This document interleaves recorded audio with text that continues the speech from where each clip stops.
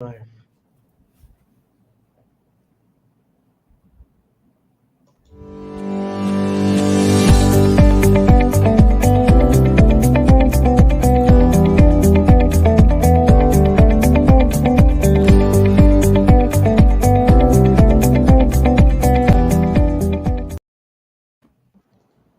Good afternoon and welcome to Biztech's Asian Midday Market Watch, powered by Rajhi Bank, Malaysia.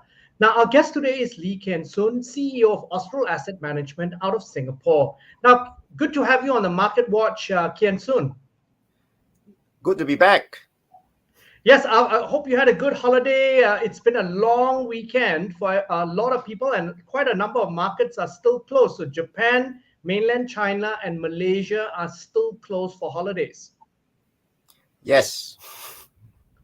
Now, before we get your insights, Kian Soon, let's take a look at how crypto markets are performing, and then we'll go to regional stock markets that are open right now. Now, Bitcoin is at 37,971. It's down 1.4%. Ethereum is at 2,795.11. It's down 1.93%. Now, looking across to regional stock markets, we've got the SGX, which is at 3,354.18. It's down 0.08%. And with the rest of the regional markets that are open, we've got the ASX, which is at 7,571.4. It's down 0.21%. The KOSPI is at 2,675.91. It's down 0.17%. Now, Kian Soon, what's your view on market performance in the first half of today? I think as of last week, we see that it was the last trading week for April, and then we have a very long weekend, and now all the traders and the markets are coming back gradually. As you mentioned, not all markets are fully reopened in Asia. And mainly I could see that the performance will be more taking the direction of what happens in the United States last evening. Now, Kian Soon, first of all, let's take a look at the COVID developments across the region, because we have differing ways of dealing with the situation. You have lockdowns in China and they are getting more pervasive, more intensive, but then you've got markets like Hong Kong, which are relaxing. Give us some insights on the COVID developments and how they could impact markets and market performance. I think we saw China and Taiwan as well, because of their policies of quarantine as well as lockdowns. They were spared from all the upheavals and lockdowns that we have seen in the rest of the world for the last 2 years. In fact, their economy actually benefited from it. But right now, I think we are seeing the opposite happening as the world has moved on and moved to a recovery mode with borders starting to open, with less checks and less, relatively no quarantines when it comes to travel policies. We could see the rest of the world is playing catch up and the economy is thriving. But at this moment, at this juncture, we could see that the lockdowns are happening in Shanghai, mass testing happening in many cities in China, and that has in fact impacted on their economy performance for the first quarter of 2022. But Kian Soon, there's a bigger picture there, isn't it? Because it's not just the economic performance, but the whole impact on the global supply chain, because after all, China is the world's global factory. That's correct. I think previously, again, China has managed to keep its factories fully open.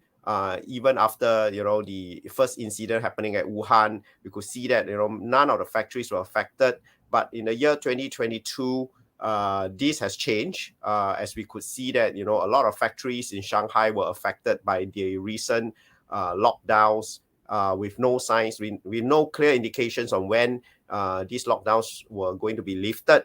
And hence, a lot of the supply chain problems started to emerge once factories are closed for more than a month. Now, Kian Soon, I want to look at another aspect that is also worrying lots of investors and also the man on the street. It's food prices, because we've got export curbs from Indonesia for palm oil, as well as also the war in Ukraine. How will all of this shape the prices of commodities globally? I think the prices of food uh, is expected to definitely soar up in the coming months, mainly because of the Russia-Ukraine situations, which affected the key food like wheat flour, uh, like sunflower seeds, maize, and these are the key food components that goes into bread, which is a staple for a lot of South Africans and Central Asia as well as European nations. And the shortage as a result of Ukraine Russia military conflict, which contributed to 30% of the wheat flour supply in the whole world, has definitely caused a spike in prices. At the same time, we are seeing this happening to Southeast Asian countries as well, with Malaysia and Indonesia contributing to more than 80% of the world supply of palm oil, and with the Indonesian government making the policy of export ban. I think this is definitely going to drive the price of palm oil up even further, mainly because if you have two key suppliers and one of them decided to have no export, it's definitely going to hit the supply chain for the whole world when it comes to palm oil. Now, Kian Soon, as an ordinary investor, um, how do we profit from these developments? I think one of the key trend that the market has tapped on is definitely to look into ETFs that invest into the commodities, as for instance soft commodities like food, that invests in sugar, palm oil, raw materials, wheat flour, etc. That is one trend that a lot of investors have started basically diversify the portfolio to make sure that they benefit from the rising price of soft commodities. At the same time, there are also a lot of investors who are looking into investing into energy, because we realize that one of the outcome is the high oil prices, energy prices that already shot up. For those investors that have invested long term, when oil prices was zero in March 2020, they definitely have seen a huge payback when it comes as energy prices are now soaring through the roof. But my advice is be careful here, because all these prices are at sky high now, and you might potentially not be able to benefit much from it, but rather from a diversification angle, from a market and a portfolio management angle, having some parts of your portfolio exposed to commodities as well as energy prices definitely helps you in this high inflationary and soaring raw material prices era. Now, Kian Soon, as always, thank you very much for taking your time to be on the show. You're most welcome. Now, we've been speaking to Lee Kian Soon, CEO of Astral Asset Management in Singapore, on Biztech's Asian Midday Market Watch, powered by Rajhi Bank Malaysia. I'm Brian Fernandez. This video will be on our website, www.biztech.asia, as well as Rajhi Bank's social media platforms.